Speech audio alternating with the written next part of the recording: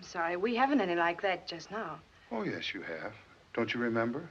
On your dressing table up in your room. Yo, that's kind of terrifying, dude. The woman.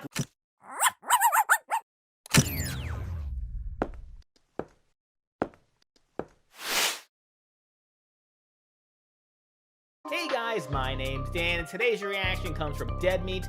This is The Wolfman 1941 kill count. Now, I am so excited for this because unlike some people who are really against him reviewing older horror movies, I am personally all for it because I feel like it's important to talk about the origins of horror in cinema.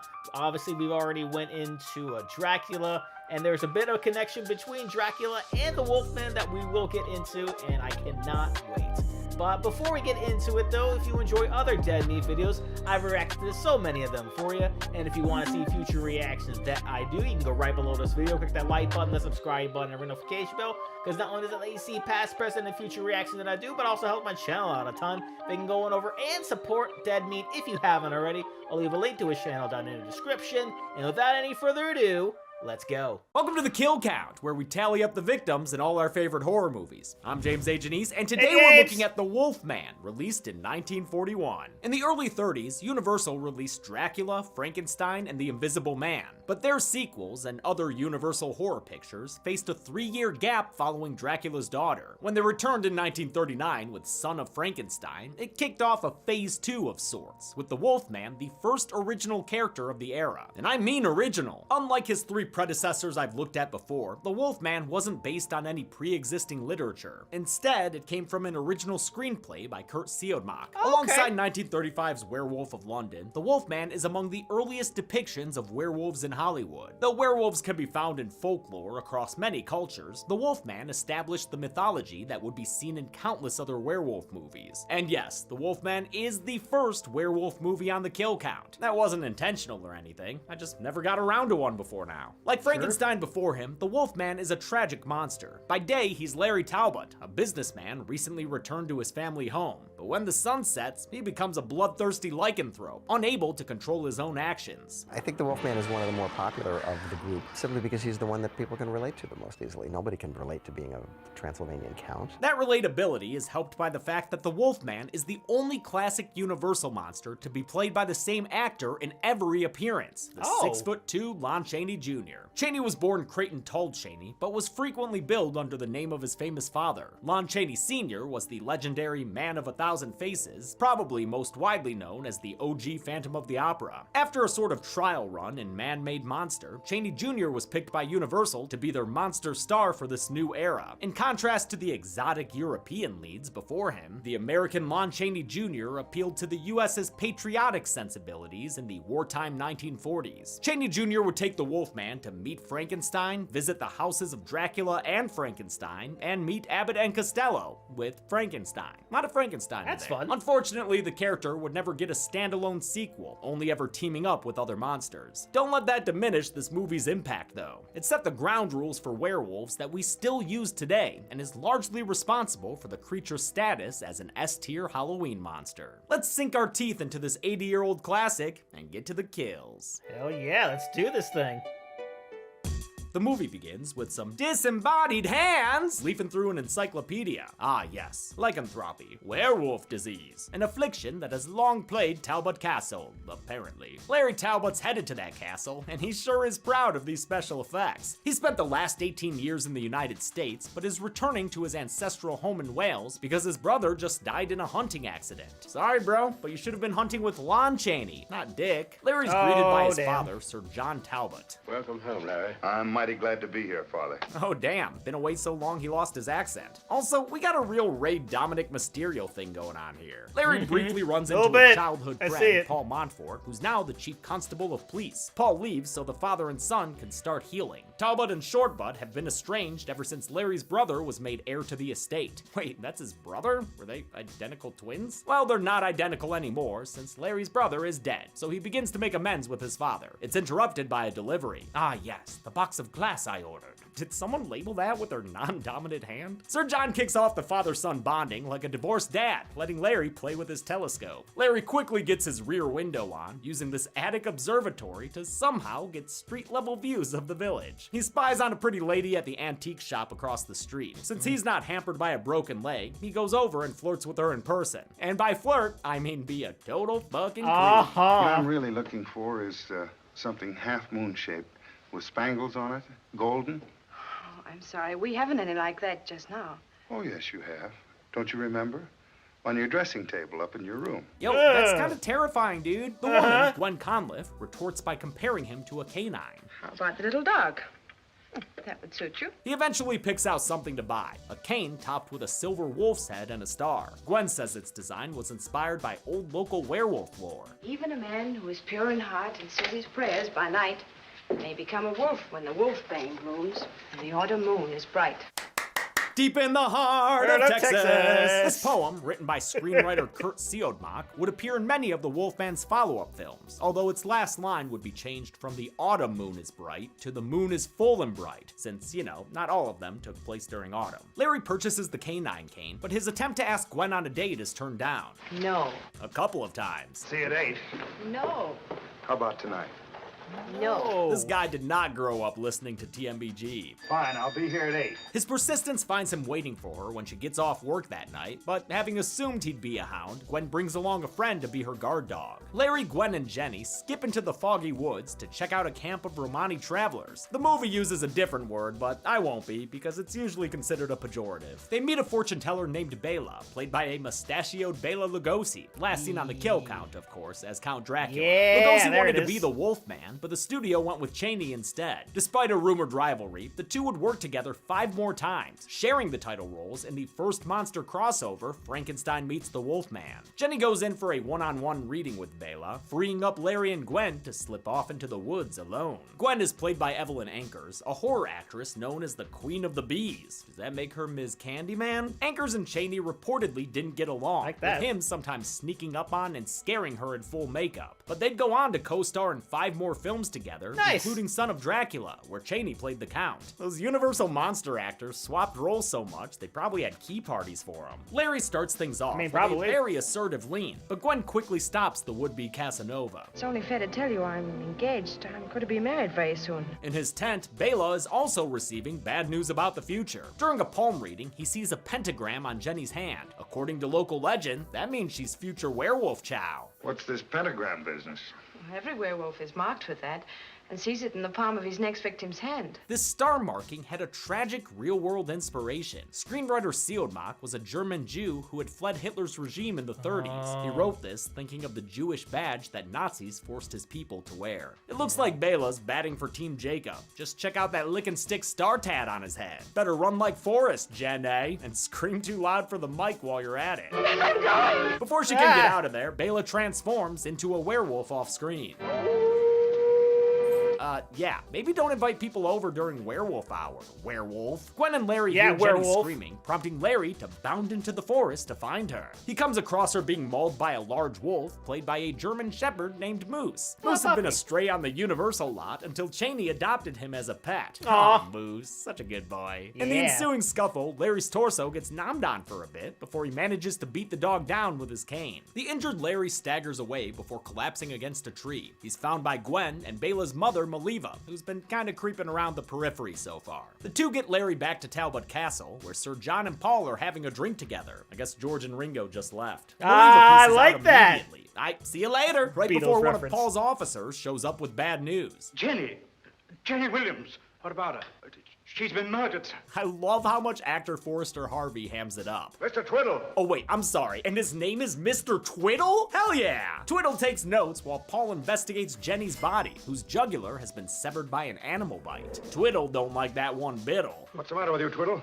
Oh, I'm a little squeamish, sir. It's either this or in keeping, Twiddle. At least here, an invisible man won't throw you down the stairs. Now, while animals don't go on the count, they do if they're actually human. And based on the barefoot body of Bela, that big bad wolf was really a guy. Look, his feet are bare. So they are. Aw shit, and he died with his dog's hound. Unlike Jenny, Bela's been beaten to death, likely by a human, I love how he can barely get that line out. and likely with this cane. The distinct cane leads the police to Larry's bed the next morning, and they question him when he wakes up. He insists he killed a wolf and says he has the bite marks to prove it, but one looky-loo down that jammy shirt and ain't no wound to be found. It's mysteriously healed overnight. Family friend Dr. Lloyd is very understanding of Larry's situation. Don't try to make me believe that I killed a man when I know that I killed a wolf. Yes, yes. We're all a little bit confused. The Walt Disney wannabe is obviously suspicious, so Sir John takes control of the situation. Now, please, gentlemen, there's a very simple explanation. A dog or a wolf attacked Jenny Williams, that's proven. When she cried for help, Larry and Bela went to her rescue. It was dark. Excitement and confusion, the gypsy was killed. Way to passive voice your son's murder, dude. You might be more familiar with Sir John's voice than his face, since he's played by Claude Rains, the original Invisible Man. Okay. Crazy to know who I am, aren't you? Due to Sir John's influence, and because these guys ain't gonna give a shit about a Romani fortune teller's death, Dr. Lloyd agrees to keep Larry out of the asylum, and Constable Paul agrees to drop Larry as a suspect. After all, rich boys will be boys. Must be nice to have a dad who owns a frickin' castle. All these crooked deals don't sit well with Jenny's mother, who storms into Gwen's shop with her gal pals and tells Gwen's dad his daughter's a hussy. She didn't do anything wrong. Anything wrong? It's because of her that my little Jenny was killed. Now, that's enough. Larry arrives and puts a stop to their accusations in a shot that really conveys Lon Chaney Jr.'s imposing size. This man is a wall! No wonder Universal also cast him as both Frankenstein and the Mummy. Larry checks on Gwen, but things get tense when her fiance Frank Andrews swings by and walks in on the two of them standing there super sus. Larry, this is Frank Andrews. Even the dog can smell the infidelity. Frank is the gamekeeper for the Talbot estate. We saw him earlier with Paul and Mr. Twiddle at Jenny's murder scene. He ain't looking to shake hands with the man trying to cuck him, so Larry excuses himself. After he leaves, Frank has some prophetic words about his boss's son. Well, there's something very tragic about that man. I'm sure that nothing but harm will come to you through him. And he's definitely not jealous at all. The couple runs into Larry that night at a carnival, where Frank challenges Larry to a game. Unfortunately for Lair, that game is Shoot That Wolf! I love how utterly unconcerned Frank is, while Larry clearly has some sort of traumatic flashback. Go ahead and shoot before he bites you.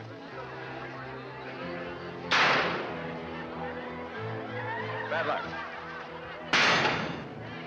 See, nothing to it. Jesus, Frank, kick a dog while he's down. Larry runs off with his tail between his legs, and on his way out, he encounters Maliva, who sits him down to explain what happened to him. Bela became a wolf, and you killed him. A werewolf can be killed only with a silver bullet, or a silver knife, or a stick with a silver handle. Or a silver dollar, or a silver fox, or the Silver Surfer. Maybe even the Silver Sun pickups. Similar to what Romero did with zombies, screenwriter Seelbach's depiction of werewolves is still the blueprint we use today. There are a ton of werewolf rules I had assumed came from older folklore, but were actually invented for this movie, including their moonlight transformations, their aversion to the wolfsbane flower, and their weakness to silver. This movie also established how new werewolves are created. Whoever is bitten by a werewolf and lives becomes a werewolf himself. Call that shit bitosis. The chain chomp rule means Larry's in danger of going rabid, so Maliva gives him a charm she claims will keep his inner wolf restrained. The pentagram, the sign of the wolf, it can break the evil spell. Huh, kinda sounds like your son could have used something like that. She commands Larry to wear the charm at all times. It'll protect him, so after he leaves, he immediately gives it to Gwen. I won't need this.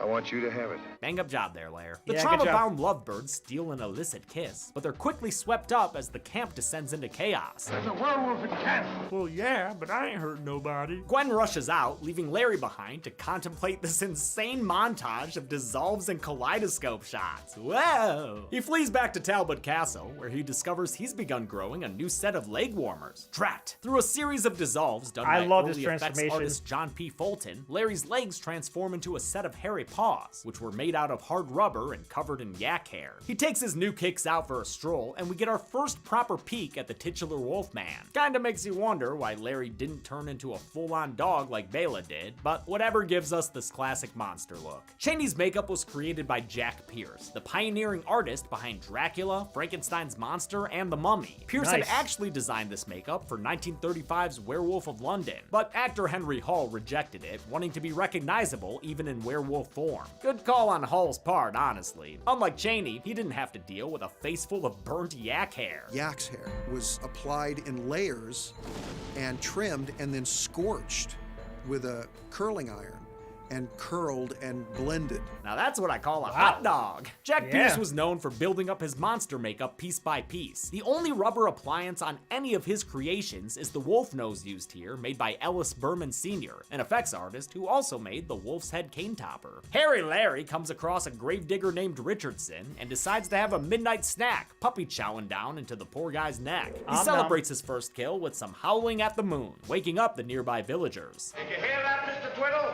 Of course I did, otherwise I'd be snuggling warm in bed. Aw, Wolfman, you're fucking up Twiddle's snuggle time! The Welsh village outside of Talbot Castle was played by the Court of Miracles, an area on the Universal Studios backlot that was also used in Dracula and Frankenstein. It was named after a Lon Chaney Sr. film, 1919's The Miracle Man. The villagers find Richardson's body, and Paul notices wolf tracks leading away from the scene. Unbeknownst to him, they belong to Larry, who's woken up in bed with a massive fangover. His fears of lycanthropy are confirmed when he sees a star on his chest, although that thing looks less like the mark of a werewolf and more like something you'd punch out of a cookie at gunpoint. Sir John and company meet up to discuss the recent attacks. I've got to admit, for me, the Wolfman is on a tier below the 3 earlier monster movies I've covered. That might have something to do with this trio of lackluster side characters. None of these dudes are interesting to me. They ask Larry to describe the animal that's been on a killing spree. It isn't a wolf. What do you mean? It's a werewolf. While Paul is quick to dismiss the idea, Dr. Lloyd tries to meet him halfway, suggesting that werewolves can exist in a psychosomatic form. A person could basically drive themselves into believing that they're a wolf man. Science has found many examples of the mind's power over the body. Like Frank before him, Paul is completely oblivious to Larry's fragile mental state. Doctor, can these sick people be cured? Not they. An asylum's the only safe place for them. Oh yeah, Paul? Well, I bet Rosemary's got some things to say about your medical know-how. Whether it's a werewolf or not, Frank intends on catching the beast, so he takes Paul to organize a hunting party. Dr. Lloyd pulls Sir John aside and insists they have Larry committed, but the senior Talbot is confident his son can pull through with a stiff upper lip. That night, Larry goes on the prowl again. Remember, the full moon amendment to the werewolf poem wasn't added until later appearances, so in this movie, werewolves transform every night during autumn. That'll put a wrench in your spooky season. He's quickly caught in one of the hunting party's bear traps, and his howls of pain attract Paul and Frank's pack of werewolf hunters. They also attract Maliva, who I think says some kind of spell that transforms Larry back into a human? Am I getting that right? Because again, lady, your son really could have used something like that. Maliva is played by Russian actress Maria Uspenskaya, who'd reprise the role in Frankenstein Meets the Wolfman the following year. Larry awakens in a panic, and Maliva tells him he's being hunted. He gets away, but it's a close call. What are you doing here, sir? Why, the same thing that you are, of course, hunting. And prancercising! He limps straight to the antique shop, where he rouses his Juliet by tossing stones at her window. He tells Gwen he'll be going away for a while. I gotta go. I can't stay here any longer. Oh, let me go with you. I'll fetch a few things and be back in a minute. Lady, you met this guy like a week ago. Larry's afraid he'll hurt Gwen, and a pentagram on her hand gives his fears foundation. Knowing she's marked as his next victim, he rushes out and leaves her behind. The following night, Larry tries to tell his father he's a werewolf, but Sir John insists it's all in his head. To cure him of his beliefs, Sir John binds Larry to a cherry and locks all the exits. Great plan if Larry's a werewolf. Awful plan if the house catches fire. The elder Talbot leaves to comb the forest with Paul and his men, but humors Larry by taking his silver cane for protection. Sir John meets his companions in the woods, but perhaps second-guessing his parenting skills, decides to head back to Talbot Castle. He runs into Maliva and accuses her of taking advantage of his son, but she can read him like an encyclopedia page about lycanthropy. Were you heading back to the castle? Did you have a moment's doubt?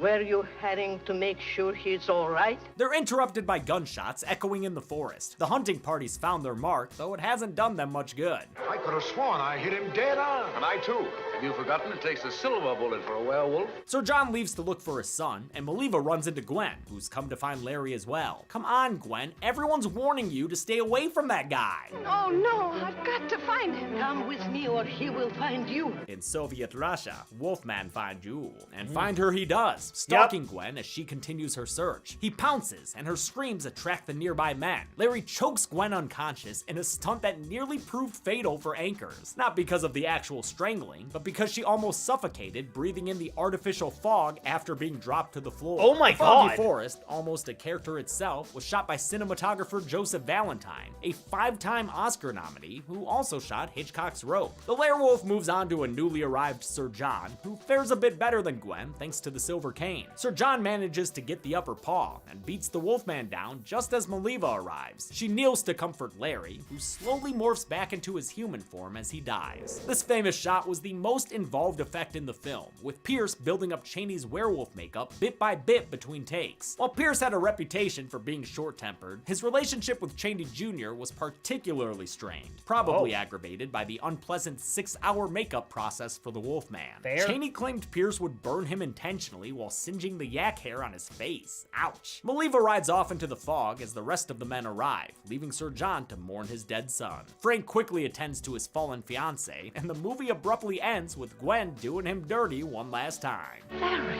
My name is Frank, Gwen. Frank! How many casualties did we count thanks to our canine killer? Let's find out and get to the numbers.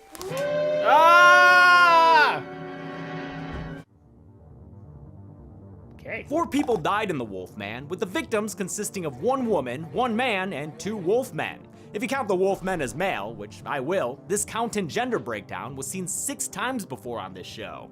Compared to his universal pals, the Wolfman had the lowest body count. See, he really is a good boy. With a runtime of 70 minutes, we had a kill on average every 17.5 minutes. I'll give the golden chainsaw for coolest kill to Larry Talbot. I feel like I have to, given how much Chaney suffered to get it done. Agreed. It's a classic shot in movie makeup history. Dull Machete for lamest kill will go to Jenny, since her body was found after getting killed off screen. And that's it. The Wolfman came out in 1941 and was rebooted in 2010 as a compound word. I'll look at that next week, because I know you kids like the newer movies. Nice. Until then, I'm James A. Janice. Good stuff. This has been the Kill Count. On the next Kill Count. We've counted the Invisible Man reboot.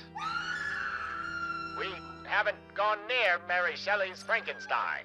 It's alive. And I've Never even seen Dracula 2000. All I want to do is suck. But now it's time to howl at a CGI moon with The Wolfman, the 2010 Universal Monster remake. Dick, she will go to such lengths. The Wolfman loses its spacing and ups its pacing with frenetic werewolf action.